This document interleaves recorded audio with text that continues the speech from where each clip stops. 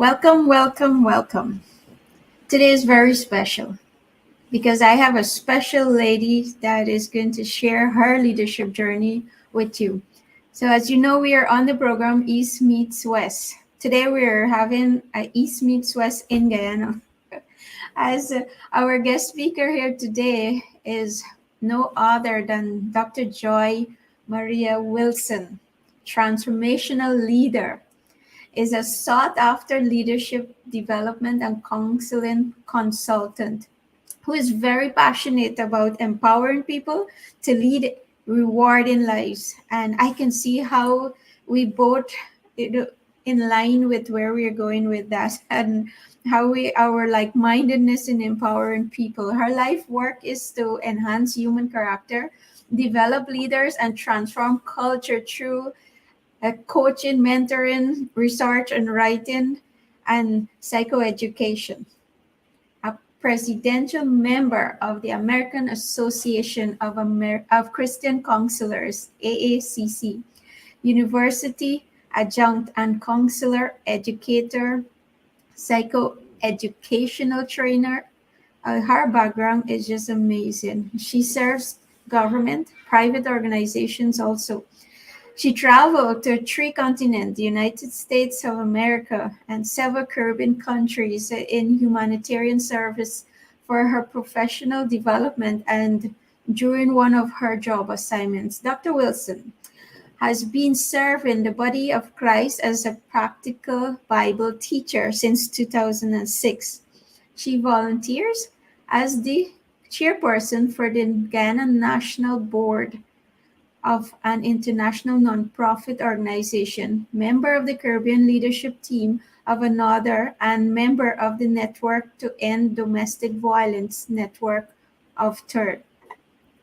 She is the author of two books with her husband, also the co-author of a family life and community development nonprofit organization, married for 34 years, they parent four adults and grandkids too. Dr. Wilson enjoys reading, swimming, interacting with people. A lot of what we both have in common. So let me not talk. I think if I continue, you hear so much about Dr. Wilson's life, but I think I should bring her. Let she tells you about that. So welcome, Dr. Joy Wilson. Special thank you for being part of this program and adding value to myself and also to all those who will be listening and learning from you today. Thank you, soon to be Dr. Shanti Prasad. Thank you for having me. Thank you so much. And thank you for the gracious introduction. You said so much. Thank you. Thank you.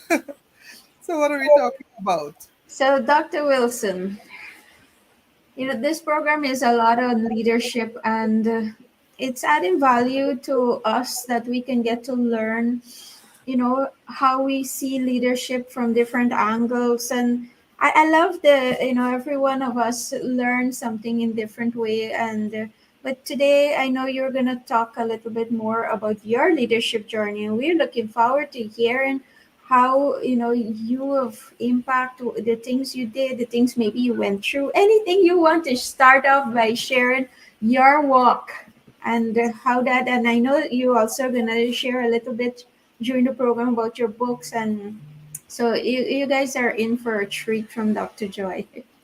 Thank you. Thank you so much, Shanti. And Joy is fine.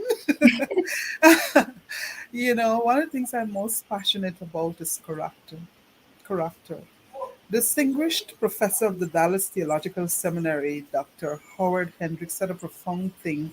He said the greatest crisis today is the crisis of leadership.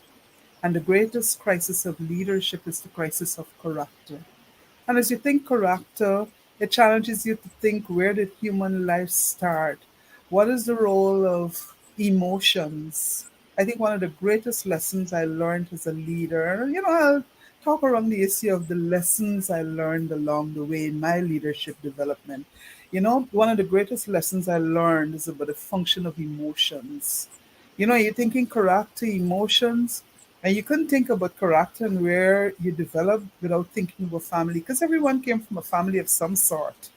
and that's where a lot of the emotional issues, that's where you experience so much and you have so many memories, and sadly, families in a state of crisis all over, and with this hidden scourge of childhood incest that nobody wants to talk about. And as I think about my own development, I believe I was trusted to suffer certain things, probably to make me sensitive and to guide me in a direction of how I was to develop and how I was to serve. Because I don't believe anything is an accident. What you believe is strongly influenced by your values. Yep. And for my value base, I don't think anything is an accident. I fully trust God's sovereignty. So even in the wickedness of mankind, God is sovereign. So I believe He trusted me to suffer, so that as I studied, I was always interested in the family, the function of the family, the role of the woman in the family, and one of the psychologists I learned tremendously from along the way is Daniel Goleman, who with his colleagues, made the issue of emotional intelligence um, popular. Mm-hmm. You Yep. know, he after his doctoral work, he ended up being a Harvard professor. And for a long time, the whole issue was about your emotional IQ. Sorry, your IQ and your intelligence, and everybody goes to school because we want to learn more, we want to get degrees and be equipped for our jobs. But Goldman really challenged us to see that IQ accounts for a smaller portion of the use of the brain, and what really accounts for maximum use of the brain is emotions. So think about birth family experiences where character is shaped between the home and the school, and emotions and their experiences and the memories you tend to have. Mm-hmm. And as a leader, if you're going to be effective, you got to really try to assess your emotions. What is the root of your anger? At time I was in a workshop and the facilitator titled it "The Anger in You." The anger in you.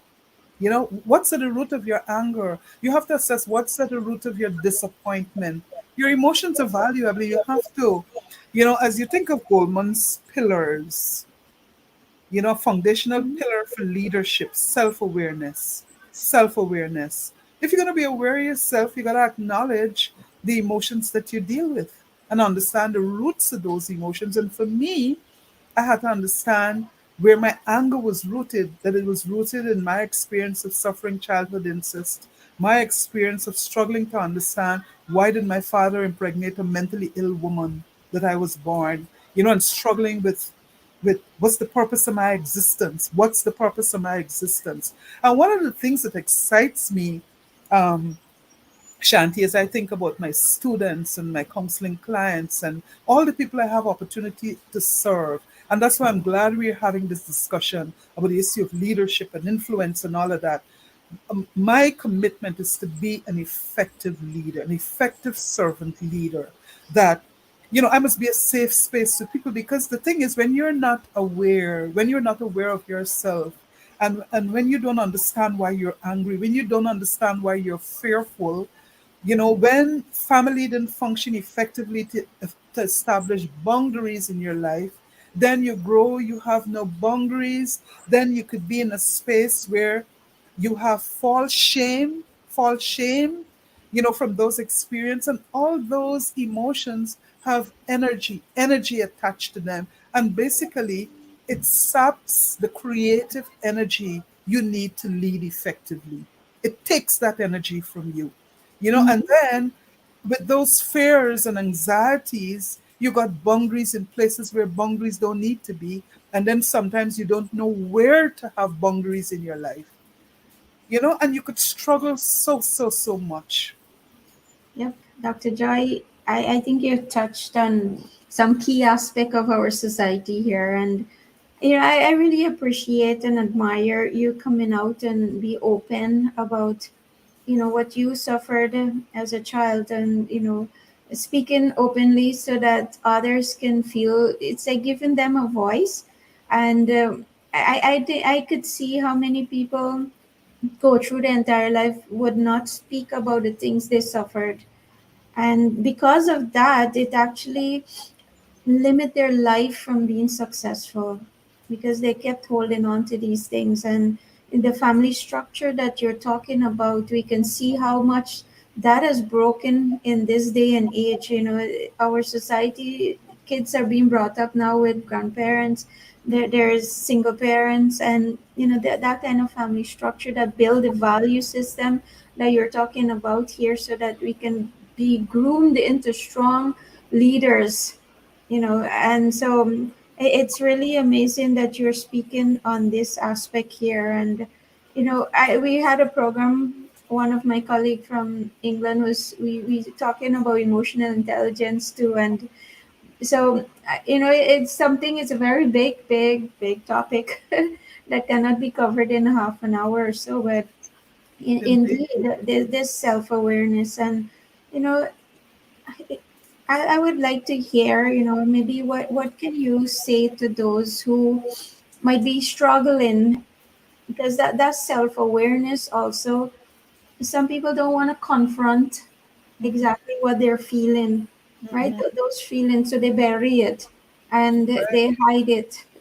What would you So say? what I'd say to them is, be encouraged. There are still good people around.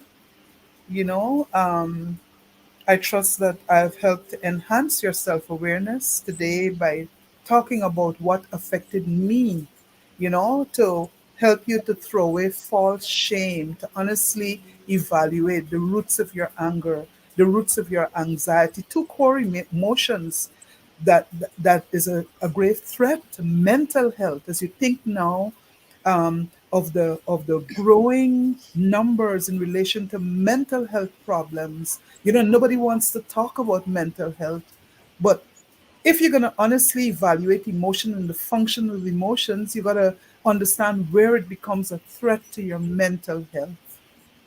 All right. And it's Yeah, when you have buried fears and anxieties that you're with experiences that you're too ashamed to talk about. So the false shame becomes something else. And that's one of the reasons I talk so freely about the trauma I suffered as a child, because I want to help people overcome false shame.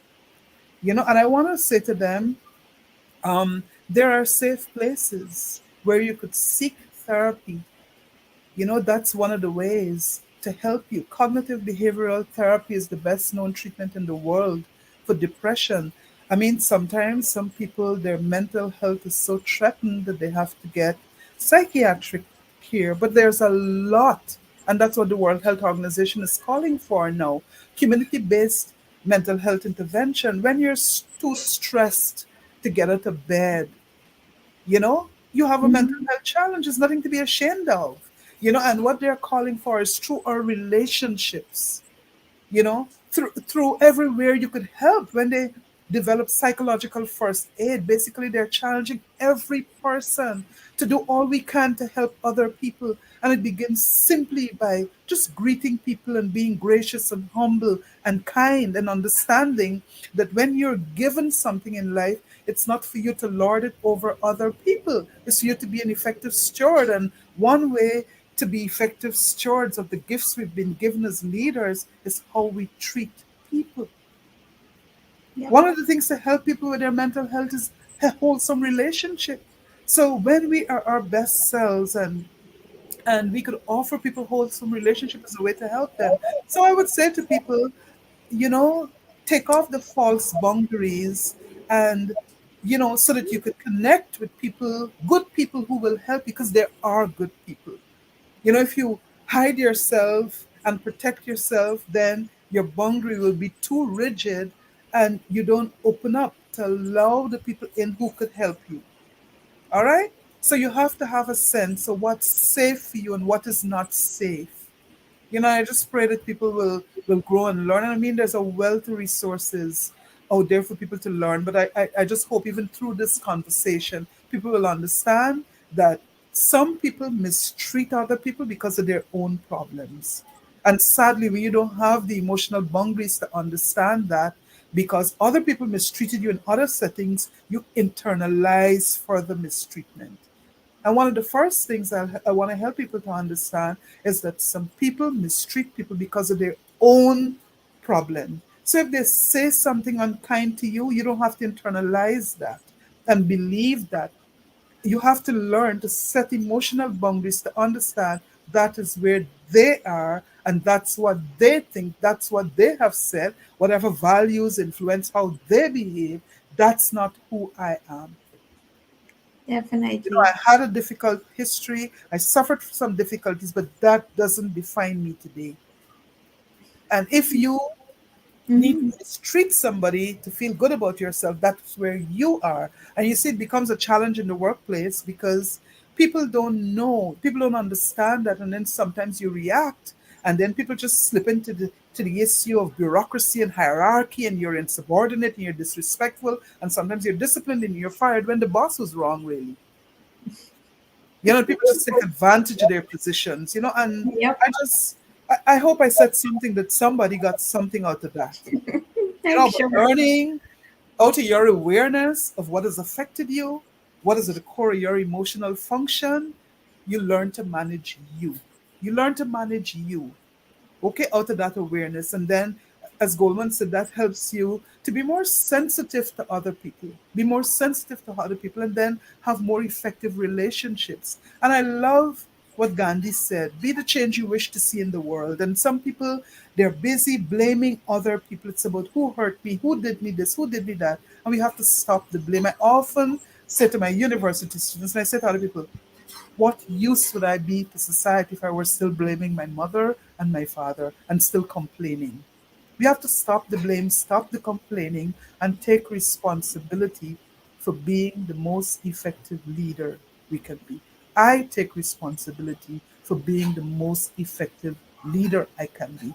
And I celebrate you, Shanti, for taking that responsibility too, for being an effective leader.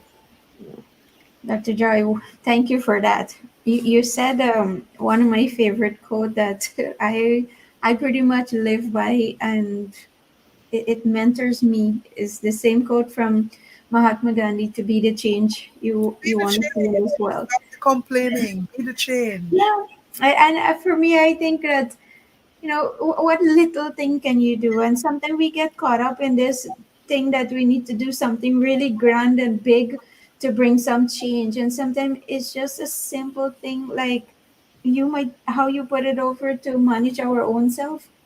And because Indeed. we're able to manage ourselves, we're able to impact somebody else's life just because of we able to control ourselves. They saw that, oh, you didn't get angry, you didn't lash out, you didn't do this in return, Indeed. though I was so mean to you you know Indeed. I want to back up on something you said earlier. I want to back up on it. You mentioned family.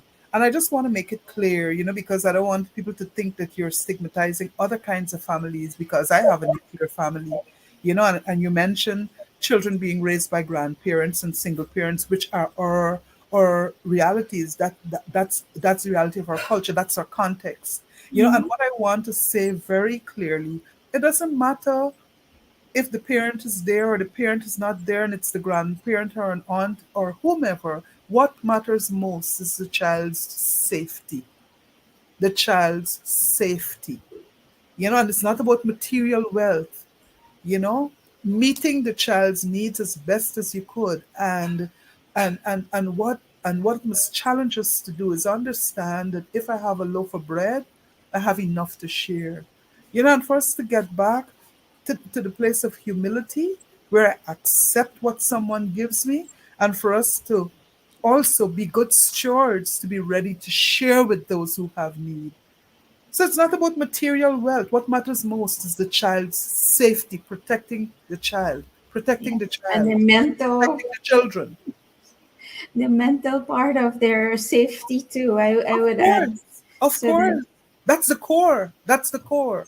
yeah, and indeed, what we see, and this could be going into a whole different long conversation too, in the way the kids them are being brought up. And for me, I can see, only I think a couple weeks back or so, someone sent me a video with from a school that two-person were fighting, and you know like I think of how much our value system has gone out the door, and Indeed. what is getting built into these children that are coming up now, and It all stems out from the home. And I say this because that's where they learn what charity is about.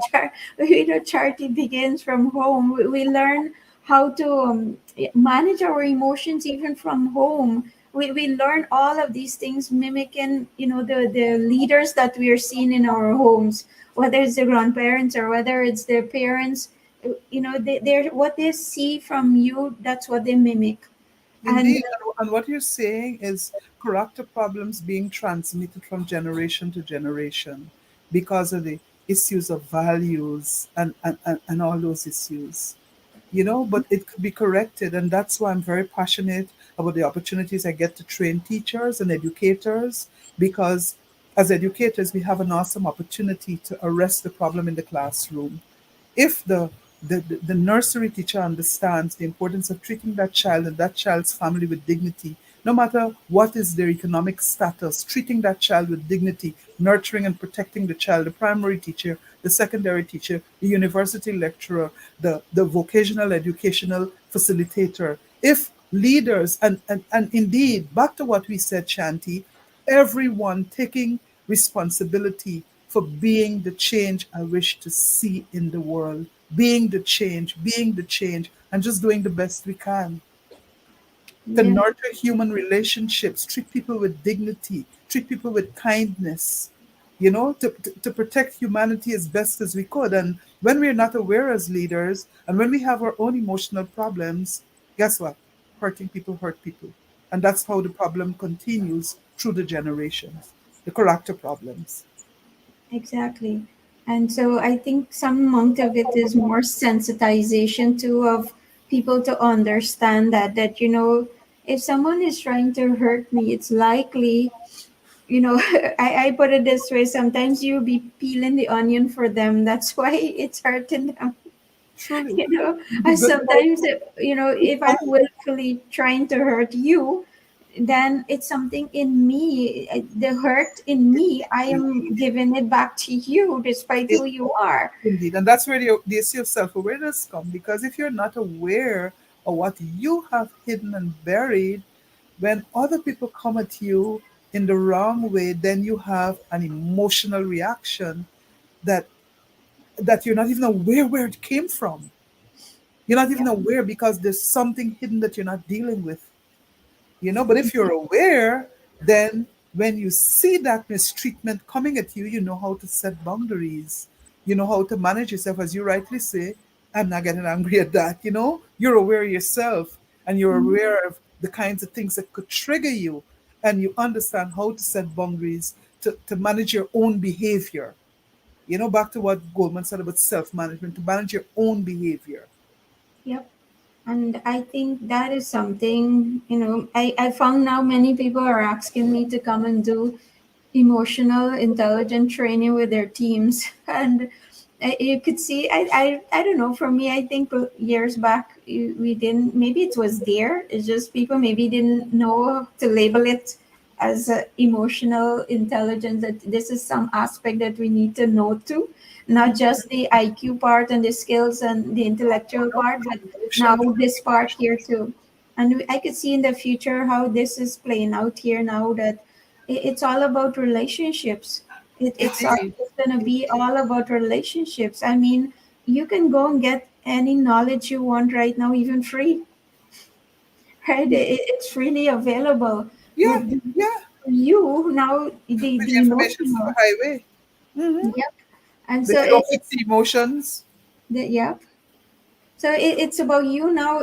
Can you actually discipline yourself to go and Indeed. learn it? Indeed. And what is keeping you back? But, Dr. Joy, I really, I think people sometimes feel stuck, and sometimes people don't know how to move on. Like, you talk about connecting with people.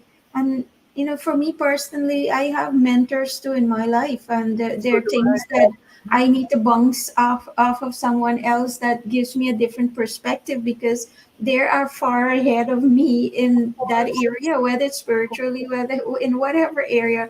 And so I have people that I can tap into, and that really helps me. And so Same when you here. talk about connecting with good people, I cannot stress how that is going to play a big role in helping people mental state, to Yeah. have good people that they can talk to and share what they're feeling, people who can call them out on their behavior, people who can ask them the right questions to get Yes. them to think. And even when I in my coaching session, I see how some people, yes, they may ask themselves the right questions, but they refuse to answer it, Uh-huh. and so they can't get beyond the barrier that they're facing. And Hmm. so when you have the right person mentoring you or coaching you or helping you through this here, they're gonna sit there and wait quietly till you answer it. They won't allow you to just Indeed. skip over it, and so that you can Indeed. deal with whatever is deep wounds Indeed. that you may have there that is not coming to surface to actually be dealt with. And that's why it's so critical as leaders to provide safe spaces, safe relationship for people, not to take advantage of people's vulnerabilities. If Mhm. you create safe spaces, then they get to that place of hurt, and when the World Health Organization is talking about psychological first aid, what they're saying is to be sensitive to that vulnerability that that person may expose, and then direct them to where they could get the help to deal with that. So it's not for you as a supervisor or a teacher or a business person to say, that's not my interest, that's not my focus. But to treat with regard what people choose to expose in their vulnerability and have a sense of awareness of where to direct them to get the help they need. We Yep. must know that people could go to Help and Shelter to get counseling. People could go to the Ministry of Human Services to get counseling. Mhm. Wherever counseling is available in your religious community, wherever it is, to get help to deal with that emotional challenge so that you could go on with your effectiveness in other areas of your life. Yep. And this is the part too I want to ask you, is that some people, they might come to the awareness that yes, they're struggling with something, whatever it might be, that from their childhood age or something presently they're struggling with. But what I would like to hear though, how you were able to transition to come out of that kind of mindset and be open. Some people may not know, how do I go about doing this? Where do I turn to, or Great personally to question. step out? Great question. Fortunately for me, you know, God just provided me a few safe people. And little by little, I was talking to those people. And fortunately, those people treated with dignity what I disclosed, and until I got to that place where I could have talked to my husband about it. Imagine we met and I told him right away my mom was mentally ill. I don't have my own mother, I have a foster mother right away. But because of the deep shame and fear that he would leave, he wouldn't want any, all kinds of fears. I never told him about suffering childhood incest. We were together in a relationship, married together, all together, 19 years before I told him that. Wow. That's just to give an example to the married people struggling, to the kinds of issues could be buried emotionally. And the behaviors attached to those traumatic experiences affect how people behave. Yep. And that's why, I'm talking out to all who out there are the counselors and the therapists. You got to do thorough background checks when you're serving people to get to the root of their issues to help them grow in self awareness and to serve them effectively. So basically it is people who helped me. And I remember one day I'm talking to one of those persons who said, Joy, you should study counseling. And that's how God used those people to speak into my life. I worked over 25 years as a secretary. And people thought I should have studied management, go do a master's and executive master's in business management and all of that. But at my heart, I wanted to empower people to manage themselves. I don't want to manage anybody. I want to be an effective leader to empower people to manage themselves, to influence people to make the changes they need to make for themselves. So people, good people, helped me in my parenting, as a wife, and in my leadership development all around, and really believed in me. Imagine I started tertiary education at 38. And by the help of my support system, I was able to finish 3 degrees. Now I'm faculty of all the universities I've graduated from, and out of that, I was led to share my story in my first book, Jesus Removed My Grave Clothes. And I studied um, domestic violence in my master's thesis, and that stimulated my interest to go back to the issue of violence in the home. And I studied childhood incest. You're now on your doctoral journey. I did childhood incest for my doctoral dissertation. And where I am today as a leader, almost 60 years old, is testimony to the people who helped me. It's testimony.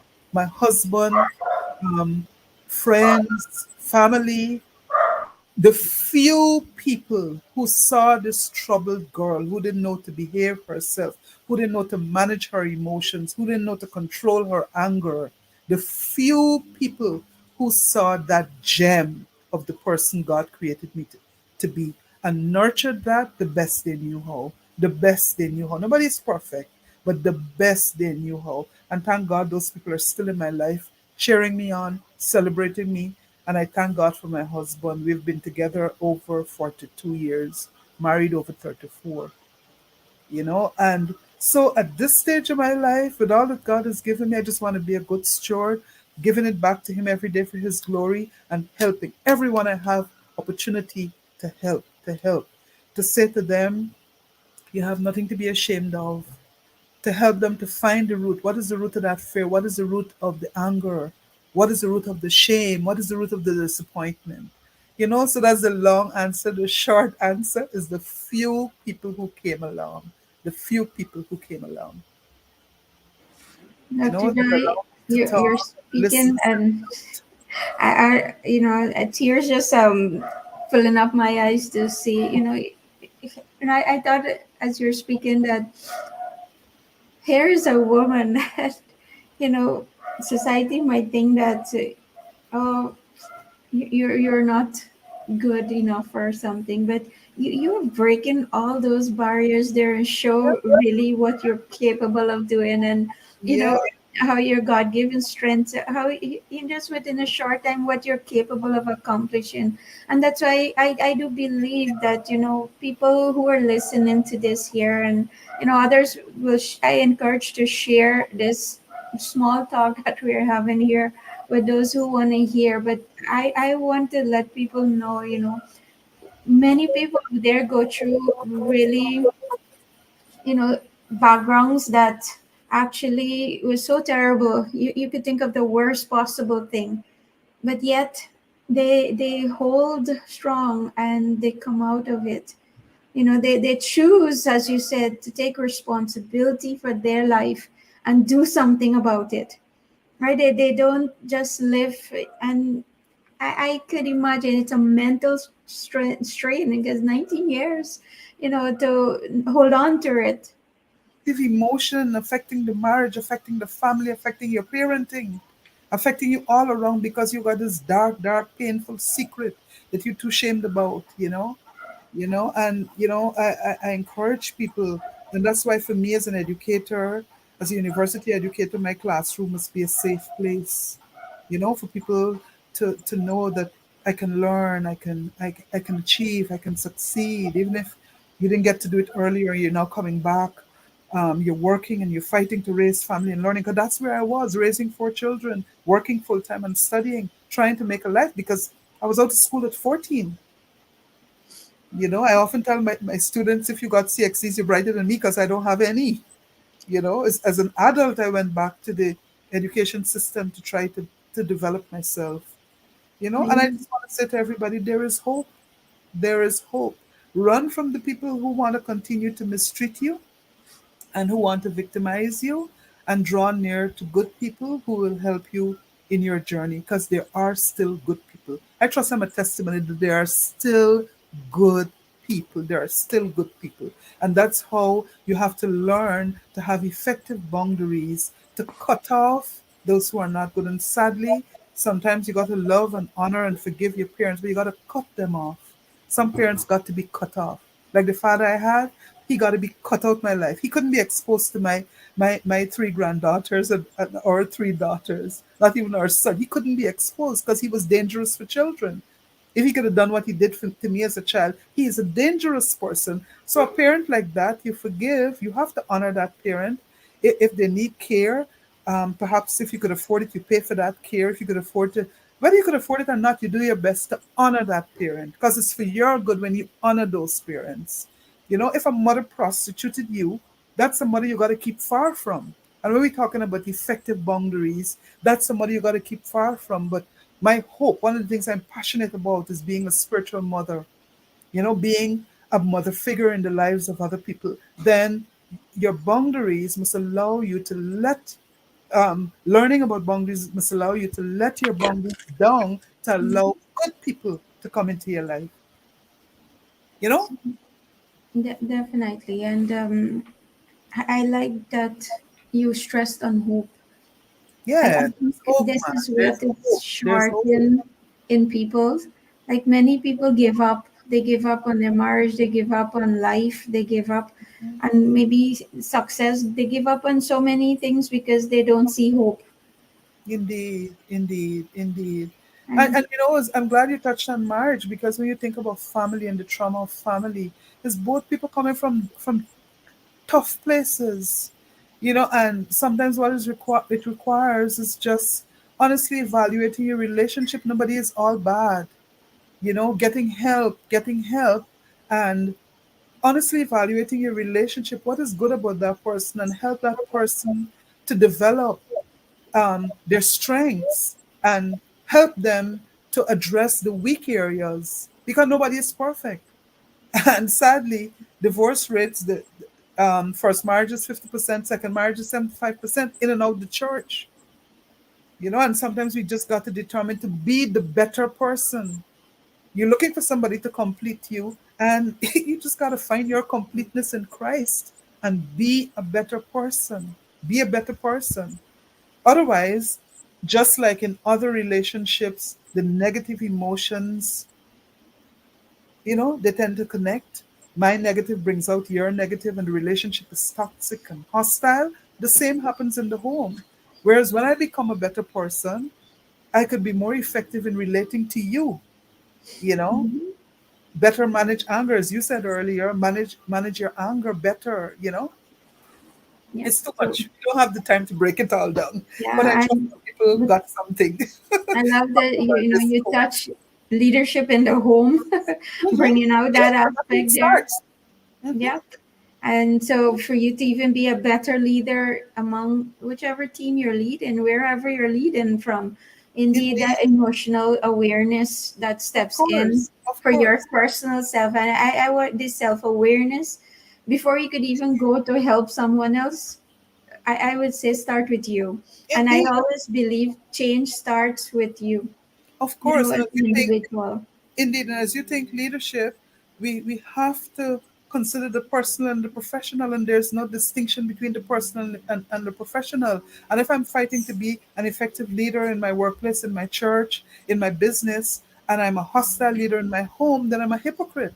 Yep. And the incongruence will affect my own mental health. It means something is wrong with me. Mm-hmm. Are you with me? Yep. I must be the same person to my home, in my family, to my children. I must be the same person as I am out there. Here's where it starts. Family is where Yep. it starts. Yep. And so it's important that, the adults in the homes, I would say, as we understand their aunts and uncles, everybody pretty much, are the ones who are influencing this generation right now. And so for the adults in the home to take it serious that the people in the home are a reflection of you.